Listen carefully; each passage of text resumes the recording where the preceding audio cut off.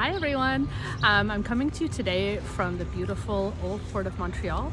It's a gorgeous day outside today, so we figured we'd do this little video outside. So you may hear some outdoor noises like Michael Jackson just driving by there.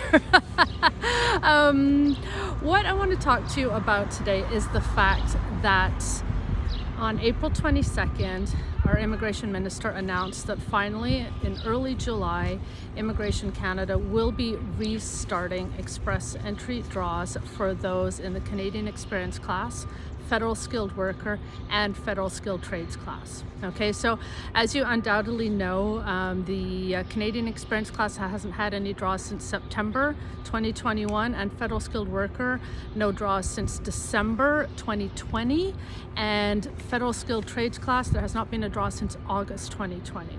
Okay, so you know, obviously with everything that's happened over the past 2 years, there have been there's been a pause on the draws. So what we're looking at now is at the beginning of July, we don't know when exactly, the draws will start in these categories. So this is amazing news. Okay, so what you need to do is you need to get ready. It is anticipated that the points will be relatively high, so you want to make sure that you have as many points as possible. Okay, so you know, I'm going to assume that you're already in the pool, and so what you need to do is you need to make sure that your profile is up to date. Okay, what that means is you first of all check where your points are, right? Because your profile is dynamic, so it will change depending on, you know, as time progresses. Your age might change, your years of experience, your work experience may change, and also just check the expiry date of your profile, okay? Because, you know, you may be close to having it expired, in which case you may want to renew it, okay, or submit a new profile.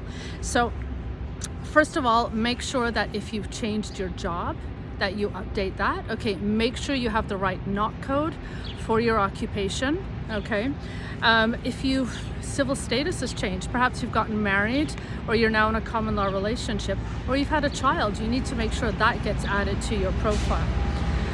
If you've left Canada, then you need to update this on your profile too, okay? Because bear in mind, it does ask what is your country of residence. So make sure that is amended, and that in turn would impact, you know, your job. If you have changed jobs and you've moved back home, for example, make sure that's updated. If your passport is about to expire, get a new passport, okay? Or if you've changed passports, make sure that you have that updated. Okay, so these are basically just basic things that you need to make sure you have updated in your profile so that all is current and up to date. Okay, now obviously make sure your language test is still valid. They do have a validity of 2 years, okay, from the date of test issuance, and also that your ECA, your educational credential assessment, is still valid. Those have a validity of 5 years. Okay, so with that, you should be fine.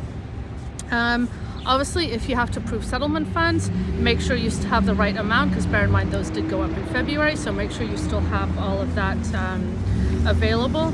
If you need new police checks, go ahead and get those done. That way they will, you know, they will be up to date. They should still be valid by the time you have to file the full residency application. Okay. If you don't already have your proof of employment, then start gathering that, because you obviously want that also to be as up to date as possible. Okay, so start gathering, you know, if you're in Canada, your notice of assessment, your T4s, all of that, all your pay stubs, and then your actual employment reference letters. You likely want to have those to be as up to date as possible, so you'll get those finalized just before you submit the full permanent residency application. Okay, so remember, once the invitation to apply is issued, you then have 60 days in which to file the full permanent residency application. Okay, so within those 60 days is when you have to fully upload all of your documents and pay the application fees, which have gone up. Okay, so just be aware of that. That is the final step before the submission.